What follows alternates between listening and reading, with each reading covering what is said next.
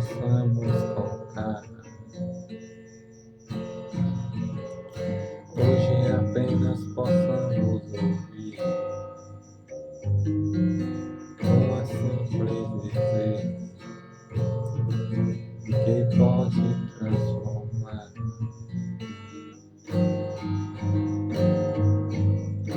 um grande sentido